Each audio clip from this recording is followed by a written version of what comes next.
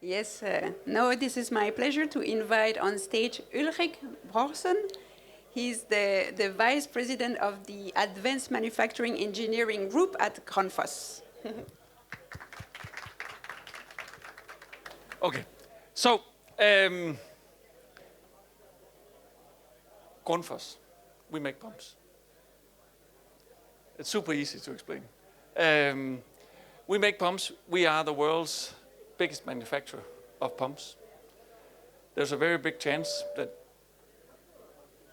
that you don't know that you have a pump at home, or that you don't know in this building that Grundfos might be supplying the water coming out of faucets or in the heating units, but there's a very good chance that we are, or in the hotel that you're in.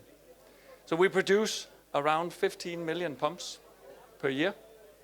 We have a birthday this year. We are 80 years old, and we are located with our headquarters in Denmark, but with manufacturing facilities globally, same with sales facilities. Our purpose is to pioneer the world's water and climate challenges and improve quality for life. That's why we're here. That's what 21,000 employees try to do every day. So that was the introduction about what Grundfos is. So what are we doing within innovation? And I think that the headline was quite fancy, something about pioneering or improving the manufacturing for the future. I'm leading a group called Group AME, Group Advanced Manufacturing Engineering. Our purpose is to make sure that manufacturing stays of competitive advantage for Grundfos. We do that by trying to pioneer manufacturing technologies, not because we are technology nerds, we are in the best sense of the word, but because it has to make a difference. It has to have a business impact for Grundfos, it has to maintain a competitive advantage. There are different elements of, that we look at. We look at technology development within core technologies like sheet metal forming, injection molding, stuff like that. Sustainable manufacturing is another key element. Additive manufacturing is very important. And then the digital transformation is key for us as well. Other parts of the role that we have in Grundfos is to ensure that we, when you enter a plant in Grundfos, that it looks like a Grundfos plant. That is not a one division versus another division, to try to ensure that cohesiveness and similarities across.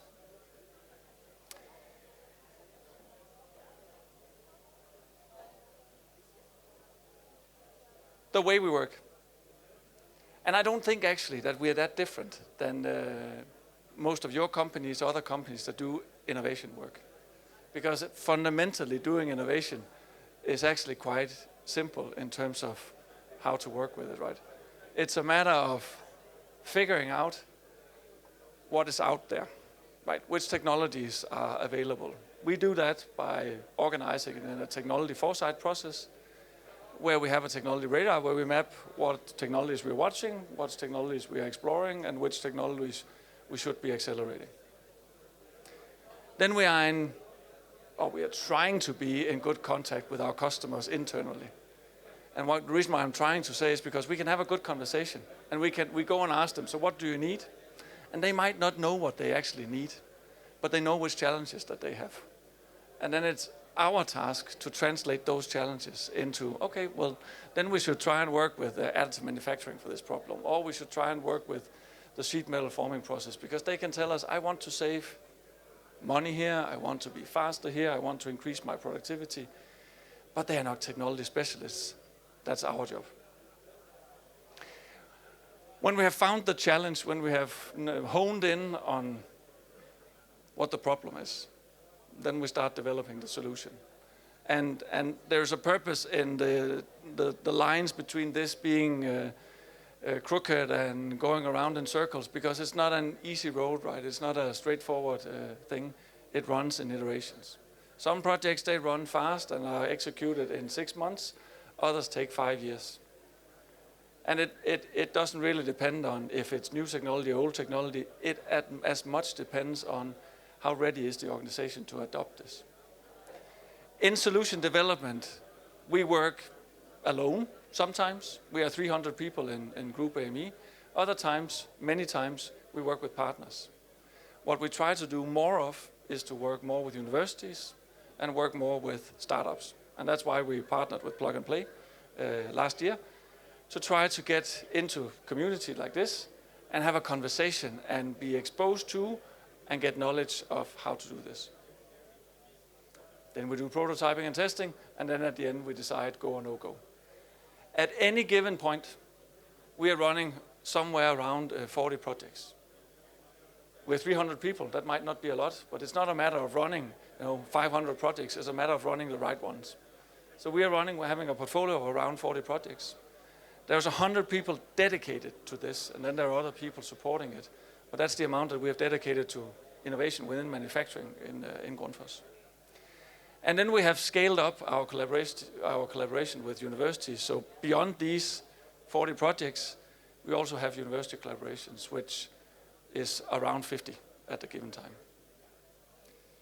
One thing that is important is that whatever we work on, that we actually succeed in converting it into something that is used on the shop floor or in the product. And I don't know what you're capable of doing. Right now, we're capable of succeeding in doing 65%. So 65% of the projects that we start gets implemented. We are targeting to be around 70, 75. Then there can be other people that say you should go for 100. I think this is actually super high already. If you go for 100, then you're not ambitious enough in the projects that you're running. So just ending with a few examples, because this is how we work. So what are we then working with? This is an example where the challenge was, well, could you get rid of the washing process that we have? So one of the main processes we have in our pumps is bending sheet metal. Before you can bend sheet metal, you need to lubricate it. And before you can weld it after it has been shaped, you need to wash it to get the lubricant off. In that process, you consume water, you consume energy, you consume chemicals and soap, and the working environment might not be great. So that was the idea here, and actually something that we have been working with for a number of years, trying out different solutions. And you can't ask me, what is the name of the lubricant you found, because I can't remember if someone wants to ask it afterwards. But the active ingredient in it, which I think is quite cool, is actually the same as in shaving foam. So you could, if you want, you can drink it, right? It's not harmful in any way. And the fantastic thing is, we don't have to wash it afterwards. So it can go from the press and directly into the welding equipment, saving us energy, saving CO2, saving soap, and also actually being a better solution, because we have to lose less oil. So we only have to sprinkle a little bit on, so saving 48 tons of oil per year. So one example of making our production better. And the last example is many of our projects, they of course come from our pumps, our products. And so if you didn't know Grundfos before, or if you did, you might not know that Grundfos is actually a quite big manufacturer of motors as well, because we manufacture all the motors that goes into our small circulators. So we also manufacture more than 10 million motors per year. So rotors like the ones that are on the picture here is super important for us to optimize the energy efficiency of the product. But this case was actually more related to sustainability. And the question was, can you get the rare earth material out of the rotors, making them more sustainable, but also ensuring a better resilience in our supply chains? A lot of companies right now is challenged getting a magnet material out of China. Luckily we're not, because we actually succeeded in getting it out. And doing that also made a saving in terms of CO2, and it created a more resilient supply chain for Grundfos. So just two examples. I could have gone through 100, right? But in 10 minutes, that's not possible. So if you have any questions afterwards, if you want to talk more about this, feel free. But otherwise, that was a short introduction to innovation at Grundfos.